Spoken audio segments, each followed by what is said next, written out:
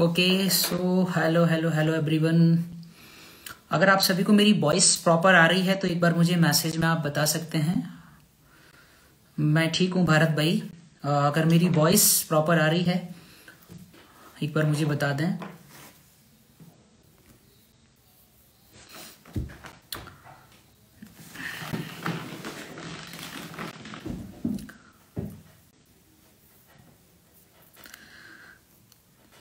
Hello everyone, आज बहुत समय के बाद लाइव करने का मौका हमें मिला है। काफ़ी टाइम से बहुत सारे लोगों को बातचीत करनी थी, तो आज काफ़ी अच्छे से हम लोग बातचीत करेंगे। Just give me 1 minute.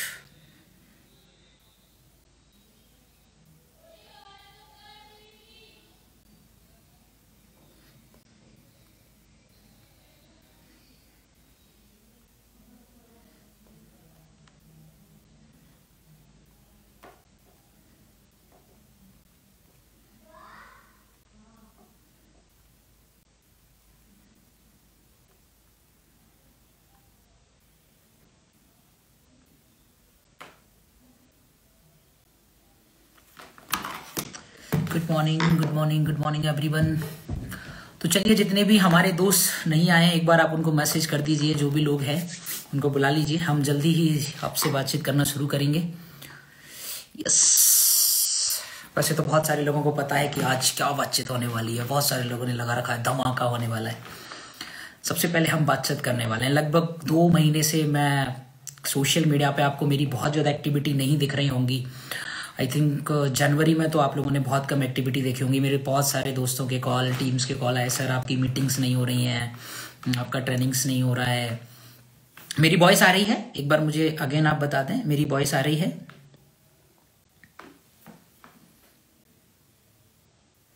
मैं माफ़ी चाहूँगा, आज मैं आप लोगों को ऐड अभी नहीं कर पाऊँगा क्योंकि थोड़ा सा मैं आप लोगों से कुछ इंपॉर्टेंट बातचीत करने आया हूँ। आज मैं आप लोगों को कुछ इंपॉर्टेंट डिस्कशन के लिए आया हूँ। कुछ बहुत बड़ा सरप्राइज मैं आप लोगों को देने आया हूँ। सो आई थिंक अगर आप मेरी बात सुनेंगे तो ये आपके लिए ज़्यादा फ्रूटफुल होगा। हाँ, हम जब फिर कभी, अब हम रेगुलर लाइव करेंगे, कोई प्रॉब्लम नहीं है। तो जब हम रेगुलर लाइव करेंगे तो तब आप मेरे साथ रिक्वेस्ट कर सकते हैं, हम लोग साथ में कनेक्ट होके कर सकते हैं। ओके, सो आई थिंक 274 लोग हमारे साथ कनेक्ट हो चुके हैं और लगातार लोग कनेक्ट हो रहे हैं। तो मैं यही बोल रहा था कि बहुत सारे लोग मेरे को मैसेज कर रहे थे, मेरे बहुत सारे लीडर्स थे कि सर आप पिछले 1 महीने से 1.5 महीने से आपका ट्रेनिंग देखने को नहीं मिल रहा है या आपका मीटिंग्स देखने को नहीं मिल रहा है, आप लाइव भी नहीं आ रहे हैं। तो उसके पीछे एक बहुत बड़ा रीजन था। मैं लगातार स्टडी करने में लगा हुआ था कि कैसे इस इंडस्ट्री के अंदर लोगों की ग्रोथ होती है, इस इंडस्ट्री के अंदर लोग किस तरीके से काम करते हैं। तो इस इंडस्ट्री को समझने में मैं लगा हुआ था और आज फाइनली लगभग 2 महीने की पूरी रिसर्च के बाद मैं वापस अब अपने काम में, अपने फील्ड में एक्टिव हुआ। क्योंकि जब तक आपको चीज़ों की क्लियरिटी ना हो जाए, भुवनेश जी बोल रहे हैं मेरी वॉइस स्लो है। आई थिंक वॉइस तो मेरी प्रॉपर होनी चाहिए। बाकी के लीडर्स मुझे बता दें क्या मेरा वॉइस प्रॉपर है या स्लो है। Yes yes yes yes yes yes yes बिल्कुल। बहुत सारे लोग हैं जो बहुत सारे मैसेज कर रहे हैं और मुझे उम्मीद है आपके इन मैसेजेस की। तो मैं आप लोगों को यही बोलूँगा कि जब तक आपके अंदर हर चीज़ की क्लियरिटी ना हो जाए तब तक आपको काम करने में मज़ा नहीं आता। तो डेफिनेटली उन सारी चीज़ों को क्लियर करने के बाद मैं आज इस जगह पर पहुंचा हूं। एंड देखिए, कई बार लाइफ में आपको ऐसे डिसीजन लेने ही पड़ते हैं जो आपके लिए बहुत मुश्किल जरूर होते हैं, लेकिन ये आपकी लाइफ के लिए, आपके साथ जुड़े लोगों की लाइफ के लिए बड़े ही जरूरी हो जाते हैं। तो बस ये चीज है जो हमें समझनी होगी कि आज अगर लाइफ में हमें कोई भी चीज का चुनाव करना पड़ता है, हमें सबसे पहले, कई बार क्या होता है, हम बिना किसी इंसान को सुने, बिना उसके कॉन्सेप्ट को सुने, बिना उनके कंसर्न को जाने हम उसको जज करना शुरू कर देते हैं कि पता नहीं क्या है क्या नहीं। तो हमें कम से कम उस कंसर्न को सुनना बहुत जरूरी है। देखिए, आज बहुत सारे लोग हैं जो यहाँ हमारे बीच में नए भी होंगे, कई सारे लोग ऐसे होंगे जो शायद हमारी डायरेक्ट सेलिंग इंडस्ट्री से बिलोंग नहीं भी करते होंगे।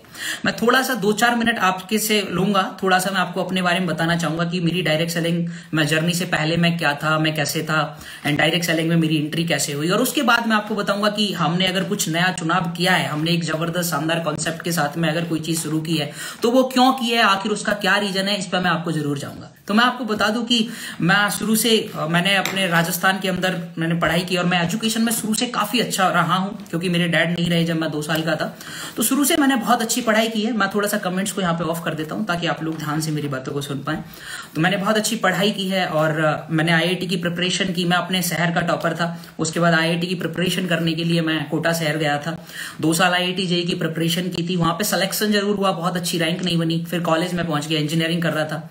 तो इंजीनियरिंग के टाइम पे मेरी डायरेक्ट सेलिंग में एंट्री हुई। और डायरेक्ट सेलिंग में आपकी जो पहली ऑर्गेनाइजेशन होती है वो हमेशा आपको बाई चांस मिलती है, वो कभी बाई चॉइस नहीं होती है। क्योंकि हम सब ने डायरेक्ट सेलिंग में एंट्री ली होगी किसी भी ऑर्गेनाइजेशन में, वो हमारे किसी दोस्त, किसी रिलेटिव, किसी ना किसी पर्सन के थ्रू ली होगी। तो वो बाई चांस होती है। कोई भी ऑर्गेनाइजेशन हमें मिल सकती है किसी भी दोस्त के थ्रू। उस टाइम पे हमें इस चीज की समझ नहीं होती कि ये इंडस्ट्री क्या है, इस इंडस्ट्री का पोटेंशियल क्या है, इस इंडस्ट्री के अंदर चीजें किस तरीके से बेहतर होती हैं। तो जो भी ऑर्गेनाइजेशन हमें मिल जाती है हम उसके अंदर काम करना शुरू करते हैं। आप सभी की तरह मेरी भी एंट्री हुई डायरेक्ट सेलिंग के अंदर 2015 में, कॉलेज फर्स्ट ईयर के अंदर। और मैंने भी काम करना शुरू किया। और अपने कॉलेज के दिनों में मैंने उस ऑर्गेनाइजेशन के अंदर बहुत मेहनत की, दिन रात मैंने काम किया। मैंने वहां से बाइक परचेज की थी, मैंने कार परचेज की थी, मैंने अच्छी इनकम वहां पे की। मैं 2.25 लाख रुपए पर मंथ की हाईएस्ट इनकम पे मैं वहां पे पहुंचा। एंड 4 साल इस इंडस्ट्री को देने के बाद, 4 साल वहां पे समय व्यतीत करने के बाद मुझे ये पता चला कि डायरेक्ट सेलिंग इंडस्ट्री अपने आप में एक बहुत बड़ी इंडस्ट्री है। और इस इंडस्ट्री के अंदर जो सबसे इंपॉर्टेंट चीज है वो है प्रोडक्ट, क्योंकि कहीं ना कहीं कस्टमर तक प्रोडक्ट पहुंचने बहुत जरूरी है। अब जब उस टाइम पे ये चीज हो रही थी तो मेरे बहुत सारे दोस्त बोल रहे थे कि सर ये बात आपको 4 साल पहले क्यों नहीं पता थी, क्योंकि 4 साल पहले मैं खुद उस इंडस्ट्री के अंदर शुरुआत कर रहा था। 4 साल पहले मुझे खुद नहीं पता था कि ये इंडस्ट्री कैसे चलती है, किस तरीके से चलती है। जैसे जैसे आप किसी चीज को समय देते हैं वैसे वैसे आप उसके अंदर ग्रो करते हैं, आपको चीजें रियलाइज होती हैं, आपको चीजें समझ में आती हैं। मैंने अगेन काम किया। आज मैं इस इंडस्ट्री के अंदर 7 साल कंप्लीट कर चुका हूं और इन 7 सालों के अंदर ऑल इंडिया के अंदर लाखों लोगों का नेटवर्क क्रिएट किया है, लाखों लोगों के साथ जुड़ने का मौका मिला है और इस इंडस्ट्री को बारीकी से जानने का और समझने का मौका मिला है। अगर हम थोड़ा सा अपना ईगो साइड रखें, थोड़ी सी अगर अपनी जो बातें बनी हुई हैं उनको अगर साइड में हटाएं और अगर इन चीजों को सुनने और समझने की कोशिश करें कि अगर मैंने 7 साल के अंदर इस तरीके से चीजों को किया है, अगर आप मेरी इनकम वाइज देखें तो 7-8 लाख रुपए पर मंथ की इनकम तक मैं पहुंचा हूं। अच्छी अर्निंग्स मैंने की, I think more than 2 crore मैंने यहां से अर्न किया होगा। अच्छे अचीवमेंट्स मैंने यहां से किए। और ये सारी बातें मैं इसलिए नहीं बता रहा हूं कि हाँ भैया आप लोगों के सामने बताना चाह रहा हूं ये सब अचीव कर लिया, नहीं।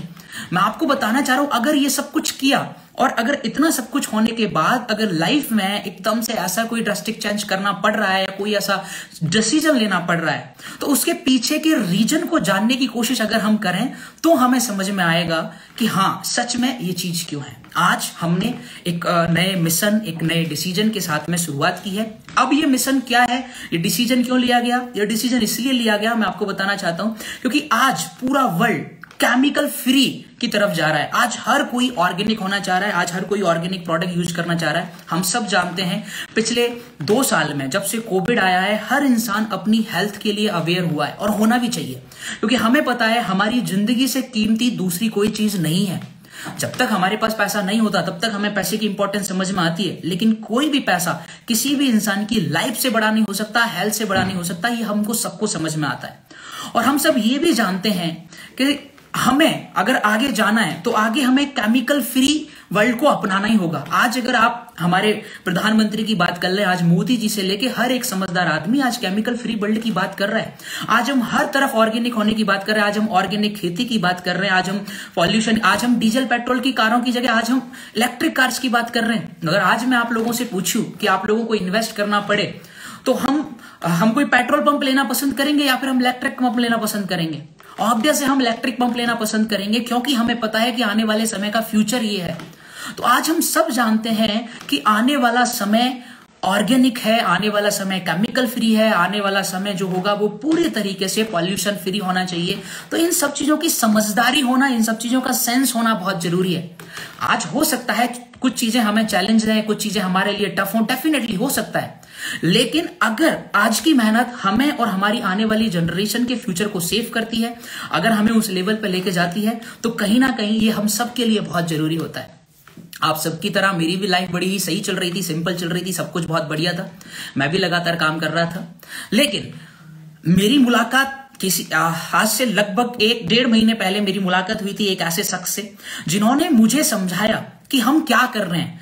कहीं ना कहीं देखिए, रॉबर्ट टी कियोसाकी कहते हैं कि आप कोई भी बिजनेस कर रहे हैं, उस बिजनेस में सबसे ज्यादा इंपॉर्टेंट चीज ये मैटर करती है कि वो बिजनेस लोगों की जिंदगी में बदलाव क्या लेके आता है, वो बिजनेस समाज में बदलाव क्या लेके आता है। क्योंकि आप कुछ भी कमा लें, आपके कितने भी फॉलोअर्स हो जाएं, आप कितना भी पैसा कमा लें, आप कुछ भी कर लें, आप कुछ भी कर लें, लेकिन आपको जो अंदर से संतुष्टि मिलेगी वो तभी मिलेगी जब आपको लगता है कि आप लोगों की जिंदगी में कुछ अच्छा कर रहे हैं, आप लोगों की लाइफ में कोई वैल्यू ऐड करने का काम कर रहे हैं। उसी दिन आपको सेटिस्फिकेशन मिलेगा, उसी दिन आपको अंदर से संतुष्टि मिलेगी। तो जब मैं उन शख्स के साथ बैठा, उन पर्सन के साथ बैठा और उन्होंने अपने विजन के बारे में बताया कि वो किस तरीके से पिछले 4 साल से केमिकल फ्री वर्ल्ड की तरफ एक मिशन लेके काम कर रहे हैं, उनका ये मिशन है और वो लगातार 4 साल से इसमें काम कर रहे हैं। उन्हें इस चीज से कोई फर्क नहीं पड़ता कि उनका प्रमोशन क्या है, चीजें क्या है, उन्हें सिर्फ एक बात से मतलब है कि हाँ, आने वाले समय में लोग ऑर्गेनिक को समझेंगे, लोग केमिकल फ्री वर्ल्ड को समझेंगे। तो कहीं ना कहीं वो उसमें लगातार लगे। उनके विजन को जानने के बाद मुझे एहसास हुआ कि हम अगर आज इन्फ्लुएंसर हैं, आज अगर लोग हमें फॉलो करते हैं, तो ये हमारी समझदारी है कि हम लोगों को सही चीज बताएं, हम लोगों को सही डायरेक्शन दें। बाकी की बातें मैं करूंगा आपसे, लेकिन मैं आप लोगों के साथ उनको कनेक्ट भी कराना चाहूंगा, क्योंकि मैंने अभी उनसे रिक्वेस्ट भी की कि सर आज मैं थोड़ी सी आपसे बातचीत करना चाहता हूं, क्योंकि मेरे बहुत सारे दोस्त हैं, मेरी बहुत सारी फैमिली है। अगर उनको आपका विजन समझ में आए, उनको आपकी बातें समझ में आए, तो शायद मुझे लगेगा कि हाँ, उन्हें समझ में आ जाएगा कि ये डिसीजन क्यों लिया गया। तो चलिए मैं एक बार देख लेता हूं, अगर वो हमारे बीच में है तो मैं एक बार उनको रिक्वेस्ट भेज देता हूं।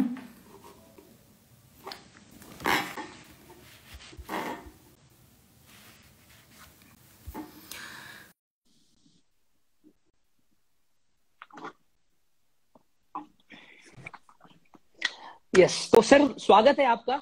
एंड सर को इंट्रोड्यूस कराना मैं आप सब लोगों के सामने। सर लगभग 1100 लोग हैं जो आज हमें यहाँ पे लाइव देख रहे हैं। और मैं बताऊं सर, जब मैं आपसे मिला था जनवरी के टाइम पे, आई थिंक 4-5 जनवरी के आसपास की ये बातचीत रही होगी जब आपसे मेरी मुलाकात हुई थी। और जब मैंने पहली बार आपके बारे में सुना, आपकी ऑर्गेनाइजेशन के बारे में सुना, मुझे लगा पता नहीं ये कौन सी ऑर्गेनाइजेशन है, कहाँ से। मतलब सर मेरे एक बहुत बड़े मेंटोर हैं और सब लोग जानते हैं, हम सब उनको पहुंचाते हैं, अभिषेक सर। उन्होंने बस मुझसे रिक्वेस्ट की थी कि तू एक बार मेरे कहने से इनसे मिल ले, और मैं आपसे मिलने आया था। और मैं सच बताऊं, मेरा माइंडसेट इतना मतलब था कि पता नहीं कि ठीक है सर ने बुलाया तो मैं सुन लूंगा और फिर मैं निकल जाऊंगा, ये सारी चीजें मेरी थी। लेकिन आपसे मेरी बातचीत हुई और आपने जो विजन शेयर किया केमिकल फ्री वर्ल्ड का, आपने जो प्रोडक्ट्स के बारे में बताया, क्योंकि हर कोई प्रोडक्ट अच्छे बताता है, हालांकि उस पर हम बातचीत करेंगे। तो आपने जो विजन बताया एंड उसके अलावा जो आपकी नॉलेज थी हर एक चीज के प्रति, मैंने मतलब जितना मुझसे हो सकता था मैंने वो सारे क्वेश्चन आपसे उस दिन भी पूछे थे। और क्योंकि उस दिन मैंने अकेले पूछे थे तो मैं अकेला वहां पे सेटिस्फाई हुआ था। आज मैं लाइव आया हूँ सारी चीजों को करके, तो आज मैं सबके सामने वो सारे क्वेश्चन अगेन आपसे पूछूंगा।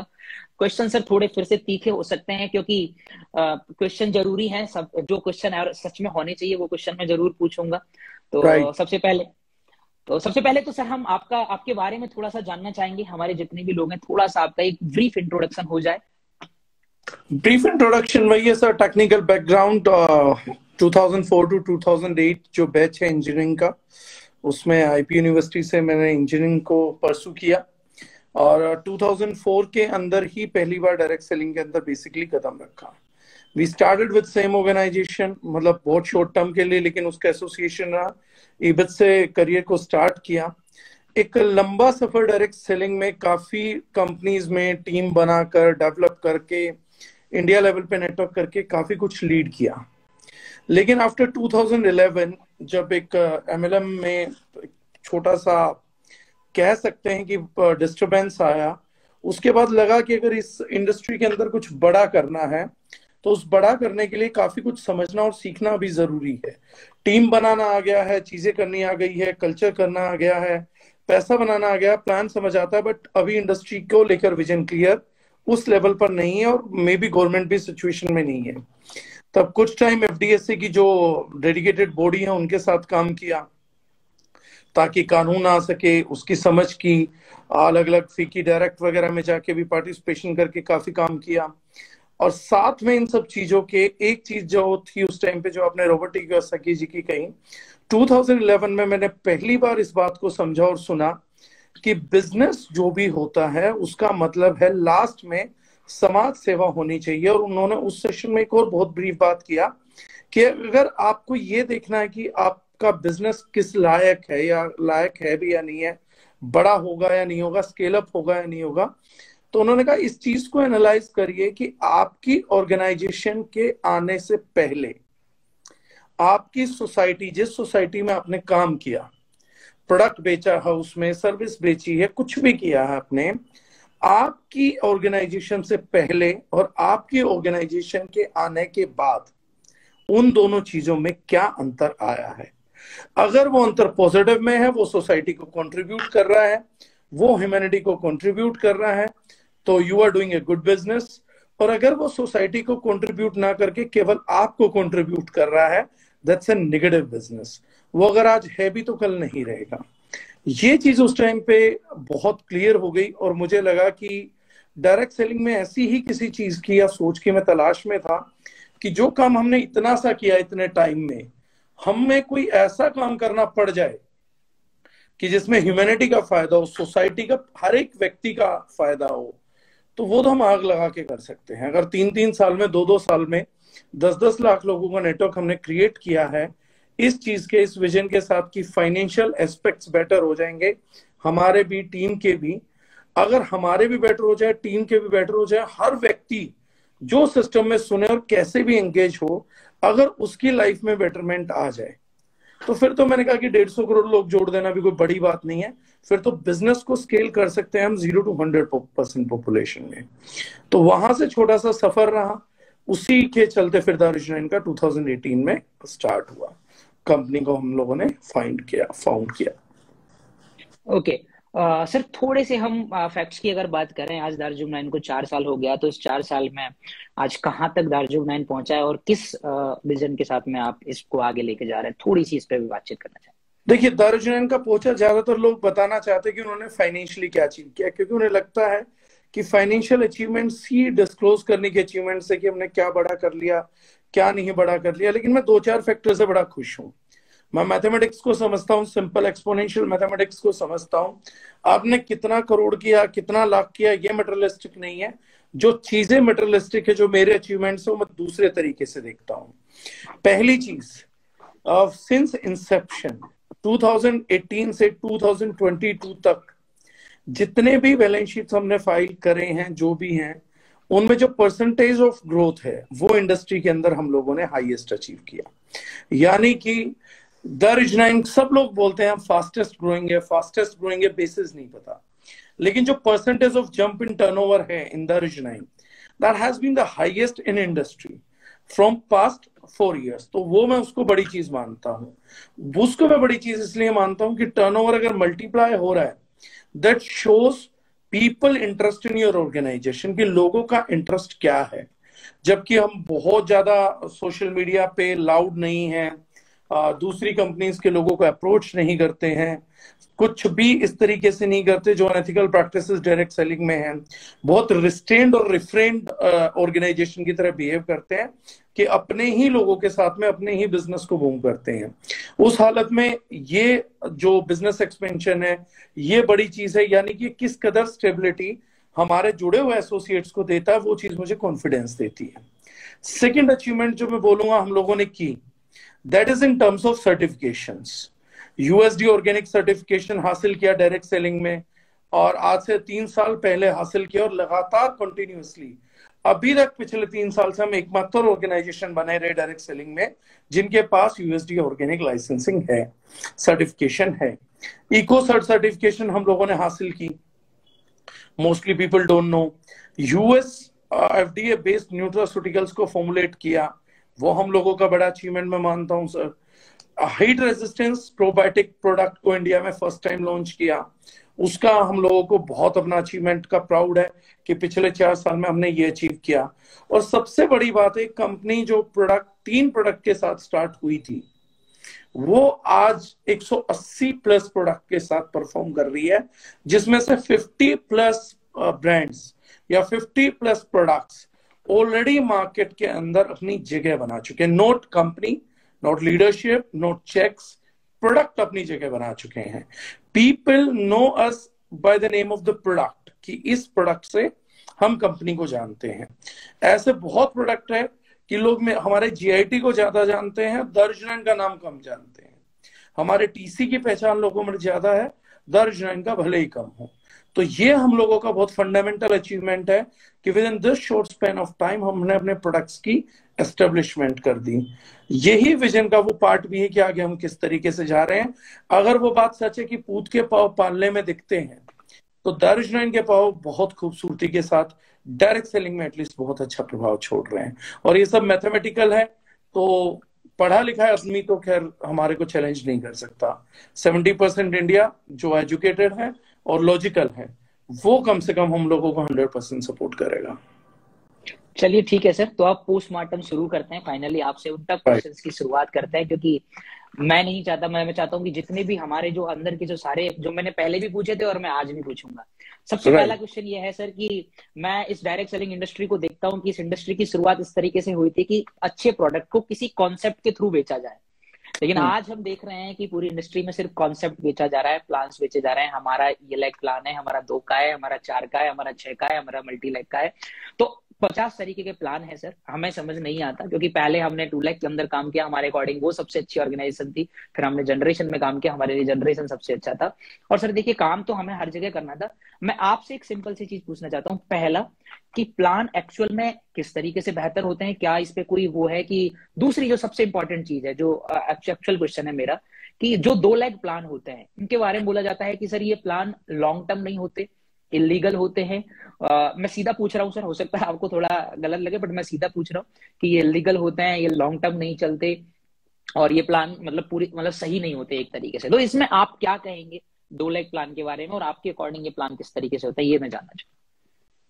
2-3 चीजें हैं सर। मैं ये मानता हूं कि जो सिर्फ कॉम्पनसेशन प्लान के बेसिस पे किसी चीज का कंपैरिजन चाहता है, वो इस इंडस्ट्री में ऑलरेडी बहका हुआ आदमी है।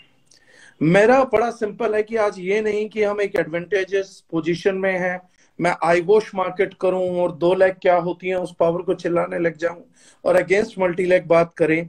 तो मुझे लगता है हम नए युवा जो लोग इस इंडस्ट्री में आ रहे हैं उन्हें भी बहका देंगे, और कोई पढ़ा लिखा आदमी आना चाहता है हम उसे भी बहका देंगे। प्लान में सबसे ज्यादा इंपॉर्टेंट चीज 2-3 फैक्टर्स हैं जो प्लान को डिसाइड करते हैं। फर्स्ट फैक्टर क्या है? फर्स्ट फैक्टर है कि डिस्ट्रीब्यूशन प्लान में कितना है। हर किसी कंपनी के पास मान लीजिए बांटने के लिए 1 रुपया है, तो कोई 54 के 4 सिक्के बांटेगा, 25 पैसे के 4 सिक्के बांटेगा, या कोई 10 पैसे के 10 सिक्के बांटेगा। गणित इसके अंदर या बाहर कुछ नहीं है। अगर कोई व्यक्ति बोल रहा है कि मैं 1 रुपए में से 15 रुपए बांट रहा हूं, तो ये तो वो के कैलकुलेशन है कि वो पहले भागेगा या लोग पहले भागेंगे, इन दोनों में से एक चीज को डिसाइड होगा, जिन्हें हम फ्रॉड कंपनीज कहते हैं।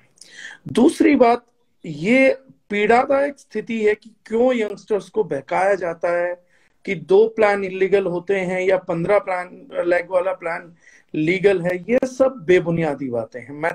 मैंने नॉन मैथमेटिकल बात बोलता हूं। मैथमेटिकली क्या ट्रू है सर? मैथमेटिकली ये ट्रू है कि अगर आप मल्टी लेग से ऑपरेट करते हैं, मल्टी लेग से फंक्शन करते हैं, तो एज एन इंडिविजुअल आपका इनकम साइकिल ज्यादा बड़ा होगा। ये ट्रेडिशनल मार्केट में फ्रेंचाइजी करने से भी होगा। आप खुद का एक रेस्टोरेंट चलाते हैं, उसमें टाइम आपका इनकम कम होगा। अगर आप उस रेस्टोरेंट की 10 फ्रेंचाइजी चलाते हैं तो आपका बिजनेस ज्यादा होगा। 50 फ्रेंचाइजी चलाएंगे तो और ज्यादा होगा डायरेक्ट में। ये सिंपल मैथमेटिकल रूल है, इसमें मतलब बहकाने लायक कुछ भी नहीं है। लेकिन अगर आप 2 लेग में करते हैं जहां पर डिस्ट्रीब्यूशन का percentage, let's say business plan किस तरीके से है, ना कोई 2 लेग है ना कोई मल्टी लेग है, ये सब एक आई वॉश है, चाहे वो हम भी हैं चाहे कोई भी है, बिल्कुल फ्रेंक बातचीत है। मल्टी लेग और 2 लेग का क्या मतलब है सर? जो डिस्ट्रीब्यूशन हमने डिसाइड किया, जो डिस्ट्रीब्यूटर प्राइस था, लेट्स से वो 100 रुपए था, उसमें से कंपनी ने कहा कि ऑन एन एवरेज मैं 40 रुपीज डिस्ट्रीब्यूट करूंगी। इस 40 रुपए को डिस्ट्रीब्यूट करने के लिए डिस्ट्रीब्यूशन की कंडीशन मतलब 100%, क्योंकि मल्टी लेवल लेग प्लान है, मल्टी लेवल मार्केटिंग है, डायरेक्ट सेलिंग है, तो परसेंटेजेस होंगे, क्योंकि बहुत सारी लीडरशिप में छोटा छोटा अमाउंट डिस्ट्रीब्यूट होता है। तो मेरे को डेप्थ को संभालना है। तो उस सिचुएशन में मेरे को जब ये परसेंटेज फर्दर डिवाइड होगा डिस्ट्रीब्यूशन, तो मैं इनको 100% पैसे को डिस्ट्रीब्यूशन करने के लिए क्या 2 लेग में खत्म कर पा रहा हूं, मतलब डेप्थ में और विड्थ में 2 में बिजनेस होगा। तो मेरे प्लान की कंडीशन क्या है कि क्या 2 लेग में भी काम करने से आदमी 100% डिस्ट्रीब्यूशन को अचीव कर सकता है? अगर ऐसा कर सकता है तो वो 2 लेग प्लान है। अगर वो 5 लेग से अचीव कर सकता है तो वो 5 लेग प्लान है। अगर 100% डिस्ट्रीब्यूशन के लिए आपको 10 लेग खोलनी पड़ती हैं तो वो 10 लेग का प्लान हो गया। लेकिन ना 2 लेग टूटती है, ना 5 लेग टूटती है, ना 10 लेग टूटती है। अगर कोई 10 लेग का प्लान है तो वो डेप्थ के मामले में थोड़ा ज्यादा स्टेबलाइज करेगा। 2 लेग का प्लान है, थोड़ा कम स्टेबलाइज करेगा, क्रैश कोई नहीं होगा।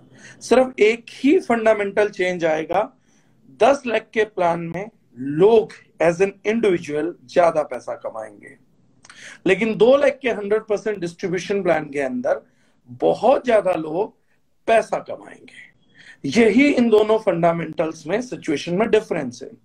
इंडिया जैसी कंट्री के अंदर अगर आप 2 लेग में 100% पैसा डिस्ट्रीब्यूट कर सकते हैं तो this will be helpful for a country जो मैसिवली पॉपुलेटेड है और जहां की नीड बहुत इंडिविजुअल डिपेंडेंट है। यानी डायरेक्ट सेलिंग में यूएस के अंदर वो लोग आते हैं जिन्हें सरकार का बैकअप है। इंडियन डायरेक्ट सेलिंग में वो व्यक्ति आता है जो खुद के दम पे खड़ा है। अगर कल उसके एक्सीडेंट होता है तो गवर्नमेंट सपोर्ट नहीं करने वाली है। कल उसकी वाइफ है, प्रेगनेंसी होती है तो गवर्नमेंट सपोर्ट नहीं करने वाली है। ये बेरोजगार रह जाता है तो गवर्नमेंट बेरोजगारी भत्ता नहीं देने वाली है।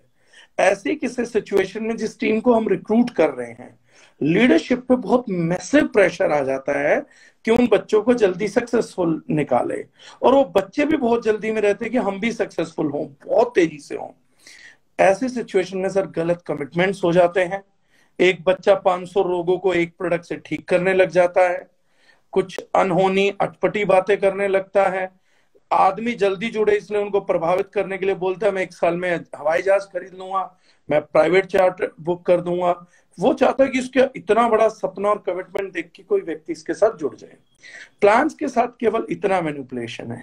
अगर आप 2 लेग में 100% पैसा बांट देते हैं, उसके बाद अगर कंपनी ये भी बोल दे कि आप चाहो तो तीसरी खोल सकते हो, चौथी खोल सकते हो, तो मैं इसे भी 2 लेग प्लान ही बोलता हूं। आप अगर 4 लेग में पैसा बांट देते हो तो ये तो नहीं है कि कंपनी जो 4 लेग में पैसा बांट रही है मना कर रही है। अभी कोई बोले कि वेस्टीज कितने लेग का प्लान है, तो मेरे ख्याल से हम अनलिमिटेड लेग्स खोल सकते हैं। एमवे कितनी लेग का प्लान है, अनलिमिटेड लेग का प्लान खोल सकते हैं। तो क्या मैं ऐसा बोल सकता हूं कि एमवे इनफाइनाइट लेग्स का प्लान है? तो वो नहीं है। जितने में 100% पैसा डिस्ट्रीब्यूट हो रहा है वो उतने लेग का प्लान है। एमवे में आप 1000 लोग बनाइए, 10,000 टीम जोड़िए, 50,000 लोग डायरेक्ट जोड़िए, तो क्या कोई एमवे को बोलता है कि ये 50,000 लेग की कंपनी है, ये 50,000 लेग का प्लान है? या वेस्टीज में कोई व्यक्ति बोलता हो कि मेरा वेस्टीज में 500 लेग का प्लान है, आप 4 लेग का प्लान कर रहे हैं, कोई 5 लेग का, नथिंग लाइक दैट। तो ये सब एक कॉमन ऐसा एरर है जिसकी वजह से मुझे लगता है हम पढ़े लिखे लोगों को डायरेक्ट सेलिंग के लिए नेगेटिव कर लेते हैं। रेदर टॉकिंग ऑन मैथमेटिक्स, हम बस ये बताते कि मेरा मल्टीपल लेग है तो मैं बहकाने के लिए बोल दूंगा बाइनरी इलीगल है या 2 लेग इलीगल है। 2 लेग इलीगल है सर, मैं भी मानता हूं इलीगल है, स्पष्ट मान रहा हूं लाइव पर। तो इलीगल चीजों को कहीं डिफाइन किया जाता है, आईपीसी के अंदर किया जाएगा, किसी एक्ट के अंदर इलीगल किया जाएगा। मैं आज तक की डेट में तो लाइव चैलेंज कर रहा हूं पंकज जी, अभी तक जब हम कर रहे हैं, मुझे भारत सरकार के किसी भी डॉक्यूमेंट में, गैजेटेड डॉक्यूमेंट में, इंडियन गवर्नमेंट के कोई भी व्यक्ति या किसी कोर्ट की जजमेंट में अगर मुझे ऑन पेपर ये बात दिखा दे कि 2 लेग का प्लान इलीगल डिक्लेयर हुआ है तो I am ready to do anything. तो ये सब फर्जीवाड़े हैं। हम ज्यादा तर्क पे बात करें, साइंस पे बात करें, तो डायरेक्ट सेलिंग में अच्छे लोगों की न्यू रिक्रूटमेंट आएंगी, रेदर देन हम अपने ही जुड़े हुए लोगों को बहकाएं। उससे तो मुझे लगता है हम अपने बच्चों को और कमजोर कर लेंगे, डायरेक्ट सेलिंग को और पथभ्रष्ट कर देंगे। तो इस सवाल का जवाब सिंपल है सर, बाइनरी इलीगल है, 2 लेग इलीगल है, मैं मानता हूं, जस्ट एक डॉक्यूमेंट का प्रूफ का बात कर रहा हूं। कहानियां तो पंचतंत्र की मैं भी सुना सकता हूं सर, आप भी सुना सकते हैं, और मेरे ख्याल से हर कोई पंचतंत्र की कहानियां सुना सकता है। सबूत के साथ बात करें तो सफाई देने में भी मजा आएगा। स्टोरी को प्रोपेगेट करेंगे सर तो स्टोरी का कोई आधार नहीं होता है, तो वो सब मूर्खतापूर्ण होगा, तथ्यपूर्ण नहीं होगा। तो मैं कुछ तथ्यपूर्ण बातों को ही महत्व देता हूं। मुझे लगता है कि मेरे कान में जो बात डाली जा रही, मुझे उस पर रिएक्ट नहीं करना, जो चीज मुझे डॉक्यूमेंटेड करके दिखा दी जाए, मैं उस पर बिलीव करना पसंद करूंगा। मार्केट में हर प्रोडक्ट बोलता है वो ऑर्गेनिक है, मुझे सर्टिफिकेट दिखाएंगे तो समझ आता है सर। वरना मुझे लगता है कि मेरे घर में सब कुछ ऑर्गेनिक है, मेरे यहाँ तो पेन भी ऑर्गेनिक है, बस सर्टिफिकेट नहीं है। तो मैं इन बेहुदा बातों के थ्रू चीजों को डील नहीं करता। तो मुझे लगता है हर आदमी को मैथमेटिकली एंड साइंटिफिकली जाना चाहिए। तो 2 लाख, मल्टीपल लाख, 50,000 लाख की ये सब बुनियादी कहानियां हैं। क्लैरिटी सिर्फ बड़ी सिंपल है, डिस्ट्रीब्यूशन का 100% कितने लाख में है। उसके बाद कंपनी का सॉफ्टवेयर 3 लाख खोलना अलाउड करे या 30,000 खोलना अलाउड करे। अगर 2 लाख में डिस्ट्रीब्यूशन 100% अचीव हो गया तो कोई आदमी यानी 2 लाख भी चला के 100% डिस्ट्रीब्यूशन को अचीव कर सकता है। तीसरी खोलना चाहे खोले, चौथी खोलना चाहे खोले, ना खोलना चाहे ना खोले। लेकिन जहां पे बात ही ये है कि 2 लाख खोल के आप 40% कमा पाएंगे, तीसरी से 50 कमा पाएंगे, फोर्थ से 60 कमा पाएंगे। तो मुझे लगता है सर ये एक्स्ट्रा विड्थ ओपनिंग का इंडियन पब्लिक पे, जो बेचारी ऑलरेडी पहले से प्रेशर में है, थोड़ा प्रेशराइज करती है चीजों को। बस मेरा इतना ही मानना है सर। ठीक है सर, आपने ये चीज समझाई, हमें समझ आई। इसमें एक क्वेश्चन आपने ये ऐड कर दिया था कि ठीक है कहीं गवर्नमेंट कहीं डॉक्यूमेंटेड प्रूफ में नहीं है, वो हमें भी नहीं मिला। तो अभी एक सबसे बड़ी चीज यहाँ पे मैं पूछ ही लेता हूँ सर कि 28 दिसंबर को नए रूल्स आ गए हैं, और ये हम सबके लिए अच्छी बात भी है। लेकिन जब ये रूल आए तो बहुत सारे लोग पैनिक भी हुए थे कि पता नहीं बहुत सारी कंपनियों को अपने अंदर बदलाव लाना होगा। तो यहाँ पे मैं आपसे पूछना चाहूंगा कि यहाँ दार्जिलिंग नए रूल्स के अकॉर्डिंग अपने आप को कितना स्टैंड करती है, और क्या कोई चैलेंज आ सकता है लॉन्ग टर्म में? इस पे मैं थोड़ा सा आपसे क्लियरिटी चाहूंगा। 2 चीजें हैं सर, हम 100% कंप्लाइंट है, पहले दिन से भी कंप्लाइंट, और इसी कारण नोटिफिकेशन के बाद हमें कोई मेजर चेंजेस अपने यहाँ पर नहीं करने पड़े हैं।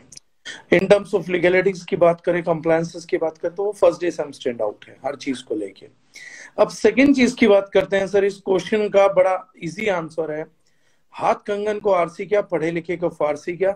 डॉक्यूमेंट पब्लिक डोमेन में है, कोई भी डाउनलोड कर सकता है, नहीं है तो हमारे से ले सकता है।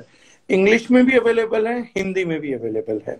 बहुत सारे लोग वीडियोस भी कर चुके हैं, इट्सा कर चुकी है, एसोचम कर चुकी है, पीएलसी चैम्बर्स कर चुका है, एडीएससीआई कर चुकी है, आईएस हेम पांडे जी कर चुके हैं। उन लोगों को समझते हुए आज एक कोई भी व्यक्ति जो एवरेज पढ़ा लिखा है वो भी दारुशनाइन को या किसी भी कंपनी को टेस्ट कर सकता है। तो जब डॉक्यूमेंट हाथ में लेके कोई भी व्यक्ति दारुशनाइन को पॉइंट दर पॉइंट चेक कर सकता है, तो वो भी यही बात बोलेगा कि 100% कंप्लाइड कंपनी है, 1000%। ओके, हाँ, ये ऊपर नहीं, क्योंकि लोग बहकाएंगे तो बहकावे में क्या आना। डॉक्यूमेंट सामने रखिए, पॉइंट दर पॉइंट मैच कर लीजिए। चलिए ठीक है सर। एक और क्वेश्चन है मेरा जो मैंने पहले भी पूछा था आपसे कि चूंकि हमने जब शुरुआत की थी, मैंने सर 2015 में शुरुआत की थी, एंड सर मैं किसी के कोई नाम भी नहीं लेता, मैं कभी कोई बुराई भी नहीं करता, ये कभी नहीं, क्योंकि हमेशा कहीं ना कहीं से कोई चीज सीखी है। बट मैं सिर्फ उस पर एक चीज पे जाना चाह रहा हूँ कि जब मैंने शुरुआत की थी 2015 में, तो वहां पे कोई प्रोडक्ट नहीं था। तो हमारा माइंडसेट क्या था कि यार हम पढ़े लिखे लोग हैं, हम स्टूडेंट हैं, हम इंजीनियर लोग हैं, हम टॉपर लोग हैं, है ना, तो हम ये तेल साबुन ये प्रोडक्ट थोड़ी ना बेचें। उस टाइम पे हमारा माइंडसेट ये था। फाइनली 3-4 साल के बाद हमें रियलाइज हुआ कि प्रोडक्ट हमारी इस इंडस्ट्री में बहुत इंपॉर्टेंट होता है। और आज जब हमने ऑर्गेनिक प्रोडक्ट्स के बारे में देखा, इंग्रेडिएंट्स, इन चीजों को देखा, तो मैं आपसे बस ये जानना चाह रहा हूँ कि जैसे कोई बोलता है लीडरशिप इंपॉर्टेंट है, कोई बोलता है मैनेजमेंट इंपॉर्टेंट है, कोई बोलता है कि क्या बोलते हैं कि प्लान इंपॉर्टेंट है, आपके अकॉर्डिंग प्रोडक्ट का क्या रोल है इस इंडस्ट्री के अंदर? प्रोडक्ट कितना जरूरी है? सर देखिए, सफलता एमएलएम में या ट्रेडिशनल कंपनीज में भी पंकज जी, ये बैलेंस पर आधारित है। मेरे हिसाब से आप बात करेंगे तो ना तो ये प्रोडक्ट पर आधारित है, ना ये लीडरशिप पर आधारित है, ना ये कंपनसेशन पर आधारित है, ये सबके बैलेंस पर आधारित है। एक परफेक्ट बैलेंस होगा। लीडरशिप सर काम को डायरेक्शन देगी।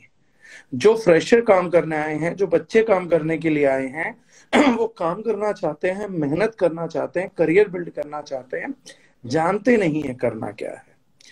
स्पीड बहुत है, फरारी के इंजन आ गए हैं, फरारी रोड पे उतर गए, ये नहीं पता किस डायरेक्शन में जाना है। इनको सही दिशा में लेके जाना, इन बच्चों को आगे बढ़ाना, इनको करियर का अचीवमेंट दिलवाना, ये काम है सर लीडरशिप के हिस्से में। लीडरशिप के बाद ये जो लोग करेंगे सर, इन लोगों को जाके प्रोडक्ट्स को प्रमोट करना है, कॉन्सेप्ट को प्रमोट करना है और फील्ड वर्क करना है। फील्ड वर्क से ये भी कल लीडरशिप के अंदर अपग्रेड होंगे। अब सवाल आता है कि प्रोडक्ट का क्या यूज है। सर लीडरशिप इन लोगों से काम करवा रही है, लेकिन काम क्या करवा रही है, किस दिशा में आगे बढ़वा रही है। लीडर्स तो तभी बनेंगे ना जब ये सक्सेसफुल होंगे। अगर ये सक्सेसफुल नहीं हुए तो लीडर कैसे बनेंगे।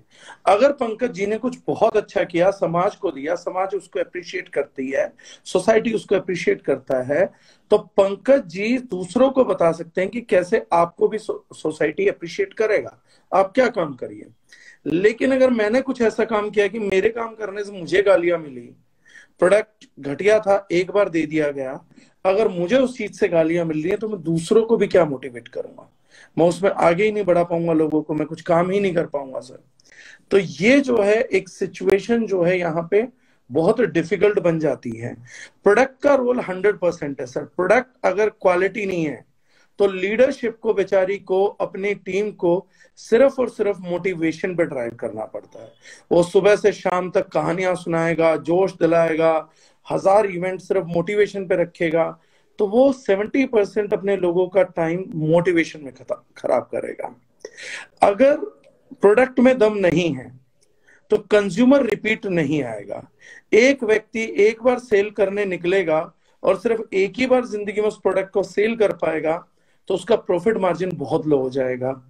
पहले ही आते ही एक बच्चा रिटेल करने का कॉन्फिडेंस नहीं ले पाएगा तो उसकी इनकम स्टार्ट होने में बहुत लंबा टाइम हो जाएगा। उसे टीम बनानी पड़ेगी। प्रोडक्ट काम नहीं कर रहा है तो प्रोडक्ट नहीं कर रहा, कम से कम टीम बनाओ। टीम बनाना, टीम डेवलप करना, टीम मैनेज करना, ये सर प्रोडक्ट के रिटेल करने से ज्यादा कॉस्टली, मेहनत के और बड़े सारे अलग तरीके के काम है। अगर यहीं पे प्रोडक्ट काम करता है तो प्रोडक्ट ही हमारी टीम की मोटिवेशन बन के जिंदा रहता है। सोसाइटी भी हमारे साथ एंगेज होके हमारे बिजनेस को प्रमोट करने लगती है। प्रोडक्ट अगर इजी रहता है तो लीडरशिप को भी एक चीज का क्रेजीनेस आने लगती है कि मुझे कंफर्ट जोन में नहीं जाना।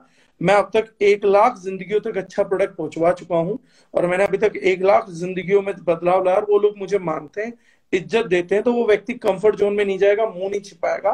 वो ये चाहेगा मैं 10 लाख लोगों तक ये सब अपने थ्रू कैसे पहुंचाऊं, मैं अपनी टीम को 50 लाख लोगों तक कैसे पहुंचाऊं, क्योंकि जहां तक वो पहुंच रही है वहां से आपको इज्जत मिल रही है। तो प्रोडक्ट अपने आप चल के नहीं जा सकता पंकज जी, वो लीडरशिप भी पहुंचाएगी। लेकिन लीडरशिप एक बार प्रोडक्ट बिकवा देगी, 12 बार, 15 बार, 25 बार, 50 बार, 100 बार, जिंदगी भर लीडरशिप प्रोडक्ट नहीं बेच सकती सर। नो डाउट लीडरशिप को सैल्यूट है, बहुत ही काम की चीज है, लेकिन एक बार बेचने के लिए काम की चीज है सर, 2 बार के लिए, 100 बार के लिए नहीं है। और मैं जो बोलता हूं वो एक ही बात बोलता हूं, एक बार की बिकी हुई चीज 100 बार की बिकी हुई चीज से 100 गुना कम टर्नओवर करती है। प्रोडक्ट का आपको क्या महत्वता है वो यहीं से समझ आ जाएगी। मैं रिपीट कर देता हूं, एक बार की बिकी हुई चीज 100 बार की बिकी हुई चीज से 100 गुना कम टर्नओवर करती है। और ये हम सब जानते हैं, टर्नओवर होगा तो पेमेंट्स आएंगे, पेमेंट्स आएंगे तो लीडरशिप ग्रो करेगी, फ्रेशर ग्रो करेगा। तो प्रोडक्ट को परफॉर्म करना 100% जरूरी है। अगर आप मुझसे बात करेंगे तो मैं बोलता हूं कि एटलीस्ट प्रोडक्ट का रोल 60% है चीजों को सिंप्लीफाई करके ग्रोथ दिलाने में।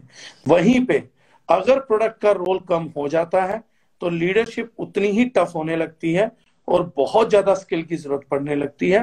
प्रोडक्ट काम कर रहा है तो कम स्किल का बच्चा भी एटलीस्ट पैसा निकाल ले जाएगा, काम कर जाएगा।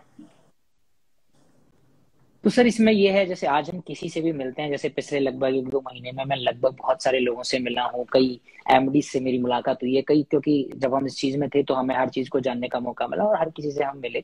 मैं यहाँ अगेन किसी की बुराई नहीं कर रहा हूँ, बस पूछना आपसे चाह रहा हूँ कि हर कोई बताता है कि उनका प्रोडक्ट बहुत अच्छा है, प्रोडक्ट में बहुत क्वालिटी है, सारी चीजें हैं, सब अच्छा ही बताता है, कोई अपने प्रोडक्ट को बेकार नहीं बताता है। तो यहाँ पे हम कैसे डिफाइन करें कि आपका प्रोडक्ट अलग है या उसमें ऐसी क्या खास बात है, ये हम थोड़ा सा जानना चाहें। बड़ा आसान सवाल है पंकज जी, मैं बताता हूँ। हमारी क्वालिटी टॉप है, हमारी क्वालिटी बेस्ट है, ये सबने एक ऐसा शब्द है जो रटा हुआ है। एक दूसरी क्लास के बच्चे को भी लेके आऊंगा ना तो वो भी यही बोलेगा। बुजुर्गों की कहावत है कि अपनी बेटी को कोई बुरा नहीं बोलता। तो ना तो मैं अपनी बेटी को बुरा बोलने वाला हूं सर, ना कोई अपनी बेटी को बुरा बोलने वाला है। ये कल्चर है, हर कोई उसको बेस्ट बोलेगा। 2 चीजें हैं सर, बेस्ट बोलने के लिए नॉलेज नहीं लगती, बेस्ट बोलने के लिए नियत नहीं लगती, आपका इरादा नहीं लगता, सच भी नहीं लगता, झूठ भी नहीं लगता, बस थोड़ा सा जबान हिलाइए, मुंह से बेस्ट क्वालिटी निकल जाती है। लेकिन एक कागज और पेन दे दीजिए और उनको बोलिए कि कोई भी एक प्रोडक्ट उठा के दे रहा हूं, आप इसके 10 कारण लिख दीजिए कि इसको बेस्ट कैसे कहा, और 5 कंपेटिटिव ब्रांड्स भी लिख दीजिए कि उनके मुकाबले आप कैसे इस प्रोडक्ट को बेस्ट बोल सकते हैं। सर मैं बेस्ट डिक्लेयर कर रहा हूं, बेस्ट ना कंपैरेटिवली डिक्लेयर होता है सर। वर्ब का फॉर्म है गुड बेटर बेस्ट, मतलब कुछ गुड रहा होगा तो कुछ बेटर रहा होगा, कुछ बेटर है इसलिए आप बेस्ट हो। तो आपको बेटर और गुड का तो पता होना चाहिए। मैं बहुत से लोगों को मिलता हूँ नेटवर्क मार्केटिंग में, बोलते हैं कि मेरी कंपनी नंबर 1 है। तो मैंने उन्हें हमेशा एक बात बोली कि मैं एक चीज सोच के आया हूं, मुझे नंबर 1 कंपनी नहीं करनी है। नंबर 1 कंपनी क्यों नहीं करनी है? क्योंकि वहां पर बहुत सी भीड़ है। तो तू मुझे ये बता दे नंबर 2 कौन सी है, मैं वो कर लूंगा। तो बोलता है नंबर 2 नंबर 3 तो मुझे पता नहीं। जिसे 2 और 3 नहीं पता उसे नंबर 1 कैसे पता है? वो जहां काम करता है बस उसको नंबर 1 डिक्लेयर करता है और उसे लगता है ये एक पोजीशन बताने से मेरा काम चल जाएगा। सिमिलरली चाहे वो एमडी और पोस्ट मैटर नहीं करती सर। जैसी मैनेजमेंट है वैसा लीडर का स्वभाव है, वैसा ही नीचे डुप्लीकेट हो रहा है। नीचे वाला बेस्ट क्वालिटी बोल रहा है, एमडी बेस्ट क्वालिटी बोल रहा है, बेस्ट क्वालिटी होती क्या है मालूम ही नहीं है, क्वालिटी क्या होती है ये भी नहीं मालूम है। क्वालिटी का बेसिक डेफिनेशन पता करिए, वो भी किसी को मालूम नहीं चलता। तो बोलते हैं हम बेस्ट क्वालिटी बना रहे हैं, तुलसी बेस्ट क्वालिटी है। पूछिए किस ग्राउंड पे बोला तुलसी बेस्ट क्वालिटी है? मसाला है, कैसे बोल दिया बेस्ट क्वालिटी है? तो पीछे इंग्रेडिएंट लिस्ट है सर, उस इंग्रेडिएंट लिस्ट को पढ़िए, उस प्रोडक्ट की डिटेल को जानिए, उसके बाद सरप्राइजिंगली उससे पूछिए 3 कॉम्पिटिटिव ब्रांड एटलीस्ट बताइए जिसके मुकाबले आप अपनी चीज को बेस्ट कह पा रहे हैं, और वो ग्राउंड्स बताइए जिनकी वजह से बेस्ट है, और वो ग्राउंड्स आपके प्रोडक्ट में हैं उसके एविडेंसेस दीजिए। ना तो मेरी बात को बिलीव करिए सर, ना किसी की बात को बिलीव करिए। अपने बारे में हर कोई अच्छा बोलना चाहता है, लेकिन कॉमन ग्राउंड्स को बिलीव किया जा सकता है, थर्ड पार्टी ग्राउंड्स को बिलीव किया जा सकता है। तो वो एक फंडामेंटल है जिसपे हमारे को काम करना चाहिए। उन्हीं आधार पर हम बोलते हैं कि दारुशनाइन बेस्ट है। रीजन बीइंग, अगर हम स्पाइसेस दे रहे हैं तो पेस्टिसाइड्स नहीं है, हैवी मेटल्स नहीं है, उसका रिपोर्ट्स है। हल्दी में 5% कुरकुमिन है, एक्टिव का परसेंटेज हमारी हल्दी में, हमारे मसालों में ज्यादा है। काली मिर्च में 6% प्लस का पिपरीन है। हमने क्लोव किया तो उसमें 12% के लगभग यूगेनोल है। तो हमारे पास ग्राउंड है उस बात को बोलने का कि आज आप ऑर्डिनरी खा रहे हैं जिसमें केमिकल्स है तो नॉन केमिकल वर्जन है। आप झूठा ऑर्गेनिक खा रहे हैं, मेरे पास सर्टिफाइड ऑर्गेनिक है, जो भी बोल सकते हैं। ठीक है। थर्ड थिंग, मैं लैब रिपोर्ट अटैच कर रहा हूँ। चौथी चीज, मेरा एक्टिव कंपोनेंट ज्यादा है। और ये किसी भी ब्रांड से कंपेयर करेंगे तो वो आपको पता लग जाएगा। तो कोई ना कोई हर बात को बेस्ट बोलने का पंकज जी ग्राउंड है, वो ग्राउंड है इसीलिए आप बेस्ट हो। पैरामीटर्स नहीं बता रहे हैं तो आप सिर्फ कहानियां सुना रहे हो। अगर पैरामीटर्स बता सकते हैं तो no doubt boss you are best. Sir मैंने एक चीज थोड़ी सी रियलाइज की, इसलिए मैं आपसे यहाँ पे क्वेश्चन पूछना चाहूंगा। मैंने एक चीज देखी है कि जितना ज्यादा प्रोडक्ट मूव होगा उतना ज्यादा टर्नओवर होगा। तो कहीं ना कहीं देखिए, जब लोग बेसिक पे काम करते हैं, ग्राउंड पे काम करते हैं, तो उनके अंदर इतनी स्किल्स नहीं होती कि वो लोगों को कन्विंस कर पाए या बहुत जल्दी एक अच्छी टीम बिल्ड कर पाए। लेकिन चूंकि हर किसी के एक सपने होते हैं, वो उसी के लिए इस बिजनेस के अंदर आता है। तो मेरा आपसे एक सिंपल क्वेश्चन है, और ये मैं किसी मोटिवेशन में नहीं पूछना चाह रहा सर, जस्ट चाहता हूँ कि आप एक लॉजिकल एंड क्लियर आंसर हमें दें कि एक फ्रेश बच्चे को अगर वो D9 शुरू करता है और उसको 50,000 रुपए की इनकम पे पहुंचना है, हो सकता है वो बहुत ज्यादा टीम ना बना पाए, आपके प्रोडक्ट्स की पावर है, सारी चीजें, तो हमें एक कैलकुलेशन यहाँ पे मिल सकती है कि 50,000 रुपए की इनकम तक कितने दिनों में, कितने महीनों में पहुंचा जा सकता है, जो लॉजिकल हो, जो मोटिवेशन ना हो। क्योंकि कहीं ना कहीं लोगों के ड्रीम यहाँ पे जुड़े होते हैं। क्योंकि मैंने सुना है प्रोडक्ट्स के पावर के बारे में, हालांकि वही तो मैंने यूज भी किया, बट जो भी है रिटेल्स वगैरह जो भी है, तो उसमें मैं जानना चाहूंगा सर। दो चीजें पंकज जी, ये सवाल ऐसा है, देखिए मैं इसका टेक्निकल आंसर जरूर करूंगा, लेकिन ये सवाल ऐसा है कि एक बार मैं राहत इंदौरी जी को शायद कपिल शर्मा के शो पे आए थे तो उनको सुन रहा था। तो उन्होंने कहा कि मैं एक बार पाकिस्तान गया और मुझे दूसरी जगह कहीं मुशायरे में जाना था, तो जो वहां पे उनके होस्ट शायर थे, तो उनसे उन्होंने पूछा कि मुशायरे तक पहुंचने में टाइम कितना लगेगा। तो उन्होंने कहा, उन्होंने ये नहीं बोला कि 2 घंटे, 3 घंटे, आधा घंटा, 1 घंटा, उन्होंने बड़ा अच्छा जवाब दिया, बोले 3 पैग लगेंगे। तो 3 पैग में हम मुशायरे तक पहुंच जाएंगे। अब ये 3 पैक से अंदाजा नहीं लगाया जा सकता टेक्निकली कि वो कितना डिस्टेंस है। अगर टाइम होता होता तो मैं डिस्टेंस कैलकुलेट कर लेता, लेकिन अब 3 पैक से 10 किलोमीटर भी ट्रेवल किया जा सकता है, और 3 पैक से हो सकता है आप 100 किलोमीटर भी ट्रेवल करें। सबसे बड़ा सवाल ये है कि कोई व्यक्ति 50,000 हमारे यहाँ से कितने दिन में कमा सकता है? मोटिवेशन, नॉन मोटिवेशन, दोनों फैक्टर्स क्या है? मेरी टीम में एक लड़का है सर, बच्चा है पंजाब से, उसने भी मुझे 5 दिन पहले मैसेज किया कि मैंने सर 1 दिन की रिटेल इनकम 22,000 रुपए कमाई है। इस आधार पे मुझे लगता है सर 2.5 दिन में कमाया जा सकता है।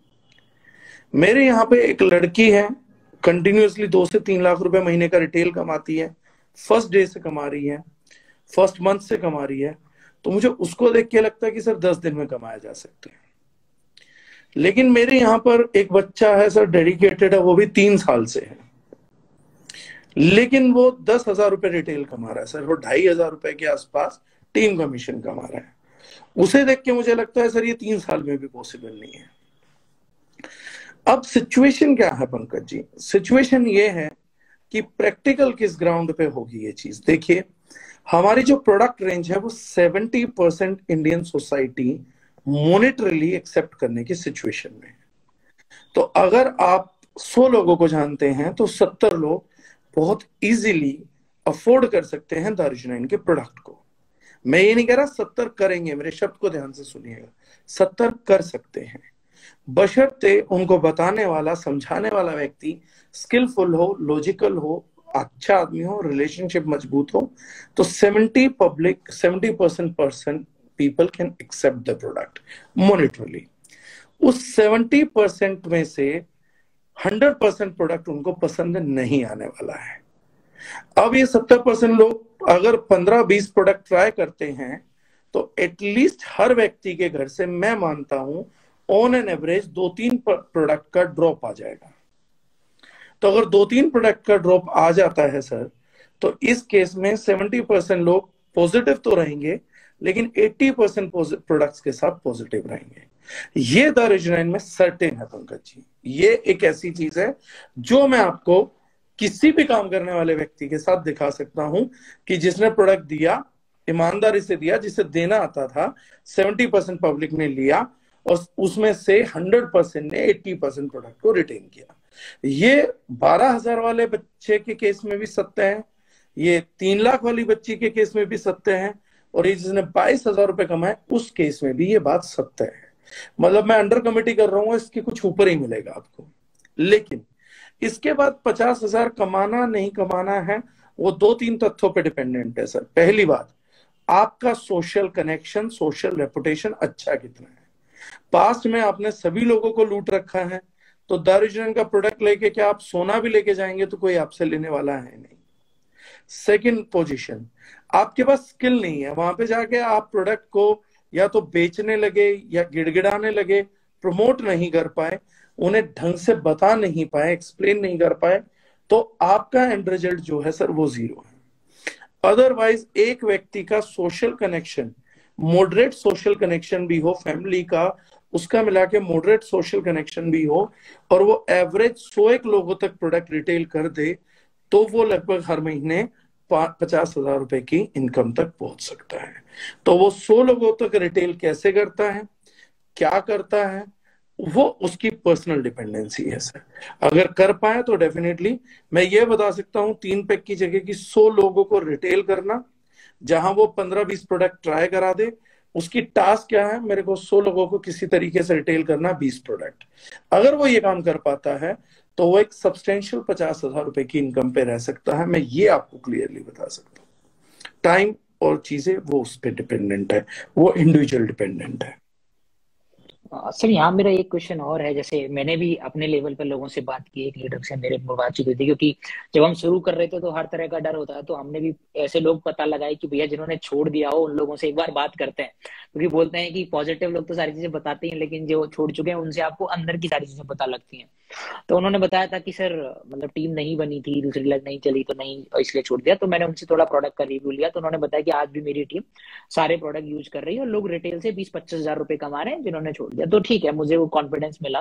लेकिन फिर मेरा क्वेश्चन ये कि चलिए ठीक है सर, आज आपकी ऑर्गेनाइजेशन नई है, आप प्रोडक्ट में क्वालिटी दे रहे हैं, सब कुछ बहुत बढ़िया है।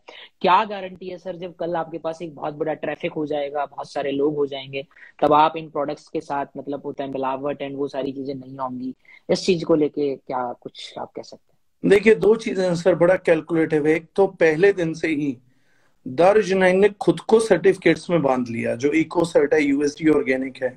मैं इसका टेक्निकल कारण बताता हूँ, 90% कंपनीज क्यों नहीं लेती। अगर आप ऑर्गेनिक सर्टिफिकेट ले लेते हैं, यूएसडी ऑर्गेनिक ले लेते हैं, इको सर्ट ले लेते हैं, उसके बाद अगर आपका प्रोडक्ट डिफॉल्ट कर जाता है तो आप पे केस सिविल नहीं बनता है, केस क्रिमिनल बन जाता है। तो ये बहुत बड़ी लायबिलिटी है कि हमारे यहाँ क्वालिटी गिराना या मिलावट का सिविल समझौता नहीं होगा, ये क्रिमिनल समझौता होगा। अगर ये गवर्नमेंट की नजरों में आता है, कोर्ट की नजरों में आता है, तो it is equivalent about cheating people with the money, not with the product, with money. तो पहली चीज ये है कि हमने गवर्नमेंट कंप्लायंसेस को पहले ही बहुत ज्यादा फॉलो किया है। सेकेंड थिंग, जितना पैसा हमने आर&डी में लगाया है, या हार्वर्ड में अभी हम आर&डी करा रहे हैं जो इंटरनेशनल रिसर्च पेपर है, अगर मैं क्वालिटी गिराता हूं सर तो मेरी रिपीट नहीं आएगी। और मेरी रिपीट अगर अगले 5-7 साल 10 साल मिनिमम नहीं आ रहा है, तो मैं तो ब्रेक इवन पे भी पंकज जी पहुंच नहीं पाऊंगा, क्योंकि हम लोगों ने प्रोडक्ट में बहुत ज्यादा कोर इन्वेस्टमेंट कर दिया है, और कर नहीं दिया है, करते चले जा रहे हैं। रोज नए नए सेगमेंट पे काम कर रहे हैं, रोज नई नई चीजों पे काम कर रहे हैं। इंडिया में आज भी हमारे पास 70 से ज्यादा यूनिक प्रोडक्ट हैं जो किसी और ऑर्गेनाइजेशन ने डेवलप नहीं किए, डेवलप ही दारुजनाइन ने किए हैं। ऐसे सिचुएशन में फर्स्ट मूवर होने का मुझे बेनिफिट भी मिलता है और उसके चैलेंज भी उठाए हैं। बहुत सारे रॉ मटेरियल तो इंडिया में थे ही नहीं जो हमें लाने पड़े, तो उनकी बहुत कॉस्टिंग आई है। लेकिन हमने मार्केट के प्राइस के लिए बहुत लो प्रॉफिटेबिलिटी मॉडल में केमिकल फ्री प्रोडक्ट्स को मार्केट को दिया है। तो क्वालिटी गिराने का कोई टॉपिक ही नहीं उठता सर, क्योंकि फर्स्ट डे से उस कंपनी ने काम ही उस पर किया। प्लस हमने खुद ही अपनी टीमों को एजुकेट कर दिया। क्वालिटी कब गिराई जाती थी? जब लोगों को बेवकूफ बना के प्लान पे भेजा जाता था कि प्लान चल रहा ना, छोड़ो, पहले भी कौन सी क्वालिटी मिल रही थी, थोड़ी कम हो गई तो भी क्या फर्क पड़ गया है। तो हम लोगों ने तो लोगों को खुद इंग्रेडिएंट्स पढ़ना सिखाया है, खुद प्रोडक्ट की क्वालिटी को बेस रख के कंपनी को खड़ा किया है, और बोला है कंपनी लेड बाय प्रोडक्ट्स। तो जहां चारों तरफ प्रोडक्ट की बात होता हो, और अगर कंपनी वहीं पे उसी को ढीला कर दे, तो ये कंपनी ही कोलैप्स हो जाएगी सर। यहाँ पे 99.99% लोगों का engagement due to compensation plan नहीं आया है। दारुजनाइन ने साल दर साल, दिन ब दिन अपनी प्रोडक्ट रेंज को प्रूव करके ही अपनी एक एक मार्केट बनाई है। तो मार्केट जिस चीज की वजह से आती है ना सर, उसी की चीज की वजह से टिकती है। अगर आज आप कहीं टिक्की भी खाने जाते हैं और वो आदमी टेस्ट चेंज कर देगा ना सर, तो उसका बना बना बिजनेस खराब हो जाता है। तो ये गलती दारुजनाइन नहीं करेगी, इसलिए आप 100% एश्योर रह सकते हैं। We will upgrade qualities, no never will demote कम क्वालिटी, वो 100% है सर। सर एक और चीज है जो मैं आपसे पूछना चाहता हूँ, जैसे आपने बताया कि आपके प्रोडक्ट पूरी तरह केमिकल फ्री हैं, तो जैसे कई लोगों से मेरी फिर बातचीत हुई तो बताया कि कहीं ना कहीं कोई ना कोई केमिकल तो होता ही है, तो इस पे आप क्या कहेंगे? आपके प्रोडक्ट पूरी तरह केमिकल फ्री हैं, इसको हम किस तरीके से प्रूफ कर सकते नहीं हैं? नहीं सर, मैं अनपढ़ों से बात थोड़ी ना कर रहा हूँ जो मैं दावे करूंगा। मैं बोलूंगा कि मेरा ये एक प्रोडक्ट 450 बीमारियां ठीक कर देता है, और 450 बीमारियां लिख भी नहीं सकती पूरी कंपनी की मैनेजमेंट मिलके। मैं मदारी नहीं हूं सर, खानदानी आयुर्वेदिक दवा खाना नहीं खोल के बैठा कि मैं दावा करूंगा। डेफिनेटली जो आदमी ये बोल रहा है कि कुछ ना कुछ केमिकल तो जितेंद्र डागर ने डाला होगा या दारुजनाइन ने डाला होगा, ऐसा वो झूठ नहीं बोले सर, हमने डाला है। और मैं उन्हीं लोगों को बोल रहा हूँ बिल्कुल डाला है, 100% डाला है। तो इंग्रेडिएंट्स हमारे लिखे पड़े हैं, तो अब कहानी क्यों सुना रहे हो? प्रोडक्ट उठाओ और बताओ ये वाला डला हुआ है, यहाँ डला हुआ है। मैंने ओपनली सबको क्लिनिकल स्टडीज दी है ना, पैराबेन्स की, सल्फेट्स की, नाइट्रोसामिन्स की। छुपके तो नहीं दे रहा ना, मैं ये तो नहीं बोल रहा हूँ ना कि इस कंपनी ने पंकज जी डाले होंगे हार्मफुल केमिकल्स। मैं तो बता रहा हूँ ये वाला डाला है, ये क्लिनिकल स्टडी है। अपनी तो मैं बात नहीं कर रहा फलानी यूनिवर्सिटी ने करी है, मैं तो ओपन प्लेटफॉर्म पे बात कर रहा हूँ। मैं कागजों के साथ बात कर रहा हूं, तो वो मेरे खिलाफ कागजों के साथ बात क्यों नहीं कर रहे? वो कहानी क्यों गढ़ रहे हैं? कहानी क्यों? केमिकल्स डाले हैं, वो कह रहे हैं कि आप पूछ रहे हो मना करेंगे। अरे मैं तो मुंह पे बोल रहा हूँ डाले हैं। इतनी मेहनत तो कर लो, कम से कम एक्सपोज तो कर दो मुझे। एक व्यक्ति 4 साल से केमिकल्स की मार्केट को एक्सपोज किए जा रहा है, किसी आदमी ने उठा के कोई केमिकल नहीं बता लिया अब तक, उस केमिकल से जुड़ा हुआ साइंटिफिक एविडेंस खारिज नहीं करके दिखाया, ये नहीं बताया कि ये जितेंद्र डागर जी डालते हैं, ये हम नहीं डालते हैं, ये इसका खतरनाक प्रूफ है, ये हम रख रहे हैं, किसी के सामने आज तक नहीं रखा है। चलो छुप के डालते हैं तो एक लैब रिपोर्ट करा लो, दिखा दो पब्लिक को, भांडा फोड़ दो। दारुशनाइन हाईएस्ट ग्रोथ पे लेके जा रही है, कॉम्पिटिटर तो है ही हम आपके, एक मजबूत कॉम्पिटिटर के खिलाफ 20-30 हजार रुपए तो लगा लो यार, लोगों को फोन कर करके टाइम खराब करके उनका दिमाग खराब कर लेते हो, 30,000 रुपए खराब कर लो, दिमाग उनके अपने आप खराब हो जाएंगे। तुम मुझे बोल क्यों रहे हो, मुझे साबित कर दो ना। जितेंद्र डागर जी तो साबित कर रहे हैं, लाइव पर भी आके साबित कर रहे हैं, पर्सनल भी साबित कर रहे हैं, ये पहले व्यक्ति है, मुझे साबित कुछ नहीं कर रहे। वह इल्जाम लगा रहे हैं, भाग रहे हैं, इल्जाम लगा रहे हैं, भाग रहे हैं। आओ, खुला मंच है, ओपन चीज है, मेरे को तो बहस भी नहीं करनी, मेरे बच्चों को डॉक्यूमेंट दे दो, प्रूफ कर दो, लैब में से केमिकल निकलवा दो, वरना मेरा कॉस्मेटिक तक 1 डायोक्सिन फ्री है, मैं लैब में फिर चिल्ला चिल्ला के बोलूंगा मेरे हाथ में रिपोर्ट आ चुकी है, मैं 5-7-10 दिन बाद उसके बैनर्स फिर चलवा दूंगा। मेरा सैनिटरी पैड 1 डायोक्सिन फ्री है, मैं फिर बैनर चलवा दूंगा। तो जितेंद्र डागर जी तो with proof, with lab proof चिल्लाते रहेंगे, ढोल पीटते रहेंगे। हाँ, वो ऐसा कुछ लैब रिपोर्ट ले आएंगे तो हम सोचेंगे सर क्यों नहीं सोचेंगे, सोचना ही पड़ेगा, हमें 100% सोचना पड़ेगा। तो बस मैं ये चाहूंगा कि वो मेरे बारे में बुरा बोले और बहुत बुरा बोले, और वो जितना बुरा बोलेंगे मैं सबको यस कर रहा हूँ, आज से लेके आगे तक यस है। बस थोड़े सबूत और दे दे तो उनका काम आसान हो जाएगा, मेरा काम तो पहले से ही आसान है। मैं तो ये भी नहीं बोलूंगा नहीं डालता हूँ, हाँ डालते हैं, बस तुम साबित करो, बस छुट्टी। उनसे बहस भी कौन करे, क्योंकि वो जिम्मेदारी भी मेरी ऊपर आ जाएगी कि अच्छा तुम नहीं डालते हो, ये भी तुम साबित करो। अरे जो मैंने करा ही नहीं है उसे साबित कैसे करूंगा, मैं यही मान लेता हूं मैंने ये करा है, साबित तुम कर दो बस। तो वो जो है वो उनके पास है, कहानियां सुना सकते हैं सर, सबूत नहीं ला सकते, क्योंकि है ही नहीं। वो खुद भी जानते हैं कि वो झूठ बोल रहे हैं, जो झूठ से रुक गया रुक गया, सच तो कभी साबित नहीं कर पाएंगे। सच ये है, दारुशनाइन is a definite good organization, वरना एसजीएस लैब, इकोसर्ट, यूएसएफडीए, ये सब organization, USD organic, NPOP, NOP हमारे साथ ना खड़ा होता सर, अदरवाइज जैविक भारत पे हम इकलौते ब्रांड नहीं दिखते सर। ओके सर, एक और चीज जो हमारे सामने आती है कि सर ये ठीक है सर, प्रोडक्ट बहुत अच्छे हैं, प्लान भी बहुत अच्छा है, चीजें बहुत अच्छी हैं, फ्यूचर भी दिख रहा है, लेकिन एक चीज आती है कि सर जैसे हमने पहले भी देखा है कि कई ऑर्गेनाइजेशन आई जिनके प्लान अच्छे रहे होंगे, बट प्रोडक्ट्स टाइम तक लोगों तक नहीं पहुंच पाते, मतलब इंफ्रास्ट्रक्चर और सर्विसेज भी सर कोई चीज होती है। तो यहाँ पे दार्जिलिंग कहाँ स्टैंड करती है, मतलब डिलीवरी प्रोडक्ट की कितने दिनों में हो जाती है, क्या इंफ्रास्ट्रक्चर आज तक है 4 साल के अंदर, इस पे थोड़ा सा हम और जानना चाहेंगे।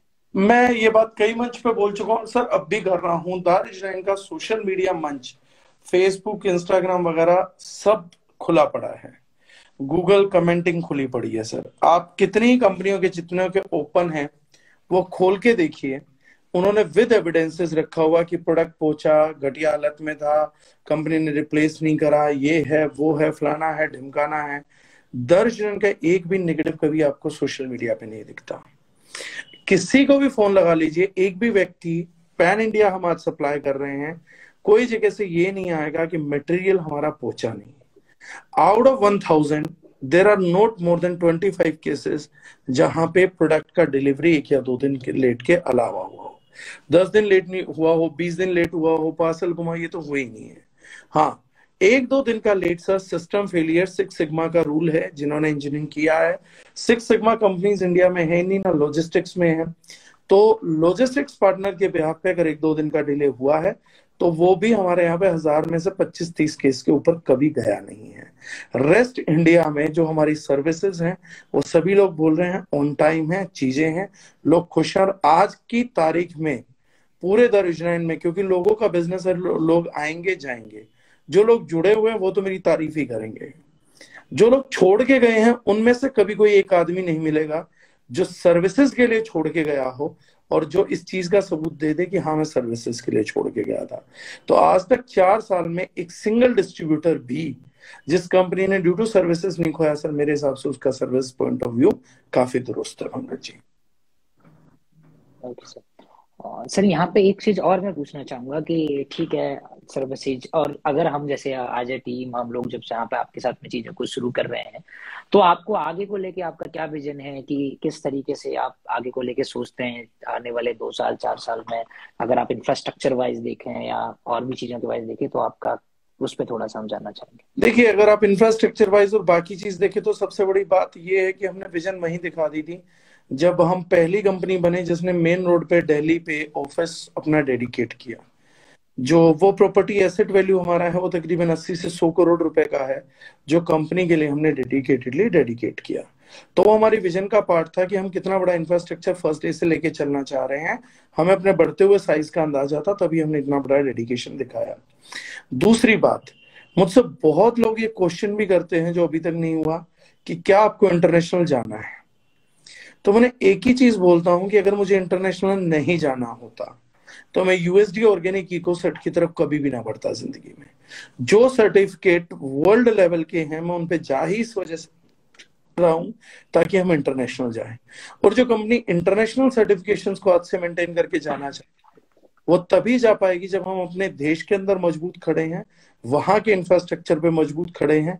तो बहुत जल्दी इंडिया को 4 जोन में डिवाइड करके हम एटलीस्ट 4 जोन में वेयर हाउस लाने वाले हैं ताकि डिलीवरी जो है वो सुपर स्मूथ और सुपर जल्दी हो सके, सुपर क्विक हो सके। 2022-23 अगले 2 साल में 12 से 15 हम लोगों का ब्रांच ऑफिस करने का भी प्लान है अलग अलग स्टेट्स में, उनकी कैपिटल्स के अंदर, ताकि वहां पे वेयर हाउस की जब स्टॉकिंग होगी तो हम एक स्टेट के अंदर लगभग 48 आवर्स के अंदर डिलीवरीज को मैनेज कर पाएंगे। तो हम चाह रहे हैं कि एक्सट्रीम जैसे डे बाय डे हम बढ़े, हमारी सर्विसेज भी उस तरीके से ग्रोथ करें। और कुछ और प्लान है जो वक्त के साथ लोगों को दिखेंगे, अभी मैं उन्हें सोशल मीडिया मंच पे तो डिस्कस नहीं करूंगा, लेकिन कुछ एक्सट्रीम प्लान है जो केवल दर्जनाइन ही कर रही है। और सब अच्छा रहा तो अगले 6 महीने में पहला सेगमेंट उनका दिखने लग जाएगा। तो वो चीजें, आपका विजन क्या है उसको थोड़ा सा ताकतवर बनाने में, मजबूत करने में और मदद करेंगी। Yes sir. सर एक लास्ट क्वेश्चन पे चीजों को खत्म करते हैं, 1 घंटा हमारा पूरा हो गया है। तो जैसा आपने देखा सर, हम एज ए टीम बहुत सारे बच्चे हैं जिन्होंने शुरुआत की। शायद आपको पता होगा, मेरी आपसे बात हुई थी फोन पे फर्स्ट इवेंट में, तो मैंने बोला सर मैंने कोई प्रमोशन नहीं किया है इवेंट, मैं खुद 10 दिन पहले श्योर हुआ था कि भैया ठीक है कि चलो करते हैं, और मैं कोई प्रमोट नहीं कर रहा हूँ। तो पता नहीं हॉल भरेगा नहीं होगा, बट ठीक है सर करते हैं। बट वो जैम पैक हो गया, ओवरलोड हो गया। तो कहीं ना कहीं लोगों का रेस्पॉन्स बहुत अच्छा आ रहा है, लोग बहुत पॉजिटिवली रेस्पॉन्स कर रहे हैं, लोग वो ट्रस्ट दिखा रहे हैं, वो यकीन दिला रहे हैं। तो आप मतलब मैं बस एक चीज जानना चाह रहा हूँ, आप हमारी टीम को किस तरीके से थोड़ा सजेस्ट करना चाहेंगे कि हम किन बेसिक्स का ध्यान रखें, क्योंकि हम इस इंडस्ट्री में ग्रो करना चाहते हैं। हमें ना किसी से हेट है, ना हम किसी से ना हमें किसी से कोई प्रॉब्लम है, ना हम इस तरह की कोई कहानियां करना चाह रहे हैं कि हम ग्रो नहीं कर रहे हैं, हमारे सब कुछ बहुत बढ़िया, सब हम बस आगे जाना चाहते हैं। मैं एज ए पर्सनली बोलूं, मैं ग्रोथ में बिलीव करता हूं, मैं लोगों को डेवलप करने में बिलीव करता हूं। मैं अपने पास्ट में नहीं जाना चाहता, मैं सिर्फ आगे फ्यूचर की बात करना चाहता हूं। अपनी टीम के साथ जो लोग हैं जिन्होंने विश्वास दिया है, उन लोगों के साथ आगे जाना चाहता हूं। तो आप हमें क्या मैसेज देना चाहते हैं कि हम किन बेसिक्स का ध्यान रखें जिससे हम सारे लोग आगे जा सकते हैं? देखिए सर, मैं इसमें बड़ा क्लियर सा एक आंसर करूंगा पंकज जी। इसमें सजेशन की कोई जगह ही नहीं है। अगर इसमें सजेशन की कोई जगह रही होती तो सर 10 दिन की तैयारी के अंदर हॉल नहीं भरा करते हैं। आपकी टीम क्या कैपेबिलिटी रखती है, क्या चीजें हो सकती हैं, क्या कर सकती हैं, और टीम का आप लोगों के प्रति कमिटमेंट क्या है और आप लोगों पे विश्वास कितना है अपनी ग्रोथ के लिए, वो 10 दिन की तैयारी में आप लोग ऑलरेडी दिखा चुके हैं। आप लोगों की ताकत क्या है, सिस्टम कितना मजबूत है, एक दूसरे के प्रति विश्वास क्या है, वो आज मार्केट में ओपनली रिस्पॉन्स है। आज मैं मार्केट को जितना डीपली जानता हूं सर, मैं एक बात जानता हूं, इतना प्यार, इतना विश्वास, इतना कल्चर दूसरी टीमों में है ही नहीं। और उसका एक ही कारण है कि उन लोगों ने बेसिक्स को अपना वजूद नहीं बनाया, उन्होंने जुगाड़ों को अपना वजूद बनाया। वो लोग सिस्टम से नहीं चलना चाहते, सिस्टम को अपने हिसाब से चलाना चाहते हैं। तो मैं कोई नया सजेशन आप लोगों को नहीं दूंगा, मैं सिर्फ एक सजेशन आप लोगों को दूंगा कि जो आप करते आए हैं उसकी ताकत आप महसूस कर चुके हैं, दिखा चुके हैं। आज इंडस्ट्री में बड़ी से बड़ी लीडरशिप नहीं है पंकज जी, और ये मैं ओपन चैलेंज कर रहा हूं। बड़ी से बड़ी लीडरशिप नहीं है जो ओवरनाइट ये काम करके दिखा सके जो आप लोगों की टीम ने एग्जीक्यूट कर दिया। और ये भी एक तरीके से पूत के पाँव पालने में दिखते हैं कि टीम आगे कहाँ जाएगी। जिन लोगों को नेटवर्क मार्केटिंग में, डायरेक्ट सेलिंग में ग्रोथ करना होगा, कल को भविष्य में उन्हें इस टीम का, इस कल्चर का, इन चीजों का हिस्सा बनना ही पड़ेगा। क्योंकि जो उनके लीडर्स उनको गाइड कर रहे हैं और जिन प्रोडक्ट क्वालिटी पे गाइड कर रहे हैं ना सर, वो बच्चों को बढ़ा नहीं रहे हैं, उनकी फेस वैल्यू का इस्तेमाल करके एक दिन उनको निचोड़ के बाहर फेंक देंगे। लेकिन ये सिस्टम और आपका ये छोटी तैयारी में बड़ा सेमिनार करना इस बात का पुख्ता सबूत है कि आपके साथ जुड़े हुए लोगों ने उस ग्रोथ को हमेशा महसूस किया है, और उसी ग्रोथ की वजह से आज ये जो ट्रमेंडस रिस्पॉन्स आपको थ्रू आउट द इंडस्ट्री चल रहा है, ये आज उसी का नतीजा है सर। तो बस मैं एक ही सजेशन दूंगा, जगजीत सिंह साहब की एक गजल से निकलता है कि उम्र होती है जवानी की संभलने के लिए, लोग अक्सर आके इसी मोड़ पे फिसलते क्यों हैं, और अगर इतना डरते हैं तो घर से निकलते क्यों हैं। तो मैं सेम चीज दूंगा सर, आप लोगों का बचपना डायरेक्ट सेलिंग इंडस्ट्री में ईश्वर की तरफ से शानदार गुजरा है। आप लोगों की जवानी चल रही है और अभी तक के सफर में होश में भी रही है, जोश में भी रही है, और बेहतरीन काम किया है।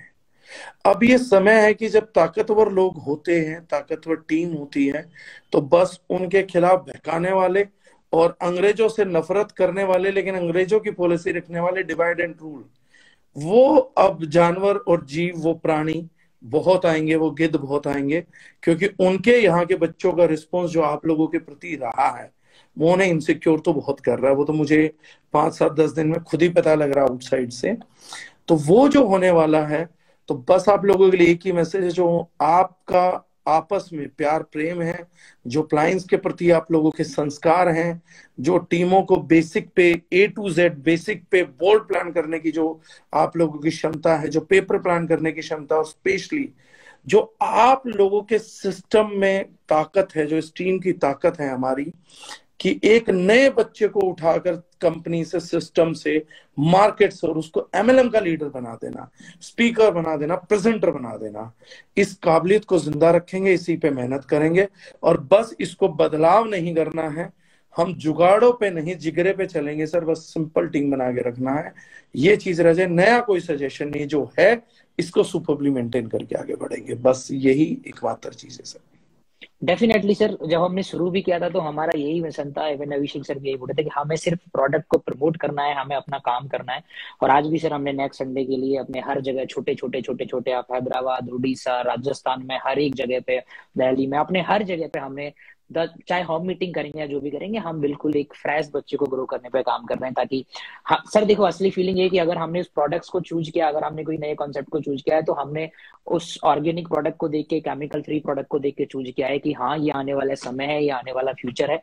और अगर हम इसमें अच्छा काम करते हैं तो डेफिनेटली लोग हमारी मेहनत को देखेंगे, उससे हमें वैल्यू मिलेगी। तो वही चीज है, तो हम उस पर काम करेंगे। And again thank you so much sir, आपने अपना कीमती समय दिया। और बहुत जल्दी सेमिनार्स के अंदर भी आपको बुलाएंगे। हालांकि आपको मैंने बताई दी है आगे के जो भी हमारे सेमिनार्स हमें करने वाले हैं। हर मंथ हम आपको बैक टू बैक सेमिनार्स के लिए बुलाएंगे, और ये लगातार मल्टीप्लिकेशन के साथ होंगे और अलग अलग शहरों के अंदर होंगे। तो डेफिनेट ऑलरेडी सर इतना ज्यादा रिस्पॉन्स आ रहा है, मैं आपको क्या बताऊं सर, मैं नहीं, मतलब अभी तक मैं बता भी नहीं पा रहा था। बहुत सारे कॉल्स, मैसेज, सर आपने क्या शुरू किया, क्यों शुरू किया। मैंने सोचा एक बार चलो लाइव कर देता हूँ डागर सर के साथ, अब लोगों को पता लग जाएगा क्या शुरू किया, किसके साथ शुरू किया, क्यों शुरू किया, अब सब लाइव में क्लियर हो जाएगा। तो अब मेरे पास कोई टेंशन नहीं है, मैं अपना काम कर सकता हूँ। क्योंकि कई बार बच्चे होते हैं, बार बार पूछते हैं, मैसेज करते हैं कि सर प्लीज बताइए आपने क्या शुरू किया है, क्यों शुरू किया है। तो मुझे लगता है उन लोगों को क्लियर हो गया, इसीलिए मैंने ये लाइव आज फाइनल प्लान किया था, क्योंकि बहुत सारे मैसेज थे। तो मैंने सोचा कि एक बार सुन लेंगे तो सब क्लियर हो जाएगा, किसके साथ शुरू किया, क्यों शुरू किया, क्या शुरू किया। आई थिंक सब क्लियर हो गया होगा, तो अब हम अपने काम में लग सकते हैं। हमें अपने काम से मतलब है सर। तो definitely sir, thank you so much sir. आ गया, thank you Pankaj ji, thank you so much. Thank you sir, and thank you so much everyone. आपने पूरे पैशंस के साथ इस 1 घंटे सेशन को सुना, और इस सेशन को करने का पर्पस सिर्फ यही था कि जो आप लोगों के बार बार मैसेज आते थे या कॉल्स पे आप लोग पूछना चाह रहे थे, मेरे लिए पॉसिबल नहीं होता था कि मैं हर एक कॉल या हर एक मैसेज का रिप्लाई कर पाऊं। तो बस यही था। आई थिंक आप लोगों को क्लियर हो गया होगा, क्लियरिटी मिल गई होगी कि हमने क्यों इस चीज की शुरुआत की है। मैं आपको अगेन बोलूंगा, यहाँ पर्पज ना किसी को नीचा दिखाना है, ना किसी को गलत प्रूफ करना है, सिर्फ एक नए विजन के साथ एक नई शुरुआत की है, दोबारा मेहनत करके ग्राउंड में जाके काम करने के लिए रेडी है। और मैं उन सभी का वेलकम करूंगा जो हमारे साथ हमारी लीडरशिप पे बिलीव करते हैं, हमारे साथ काम करने के लिए रेडी है। और जो काम नहीं करना चाहते हैं, मैं उनको यही रिक्वेस्ट करूंगा कि हाँ, आपसे हमारे अच्छे रिलेशन हैं, लेकिन हमारा काम कोई नेगेटिविटी प्रमोट करना नहीं है, इस इंडस्ट्री में गंद मचाना नहीं है, हमारा काम है इस इंडस्ट्री को आगे लेके जाना। So that's all. Again thank you so very much everyone कि आपने इस पूरे सेशन को ध्यान से सुना, और आई होप आपको चीजें क्लियर हो गई होंगी। So thank you so much, bye bye, good night, take care, please अपना ख्याल रखिए।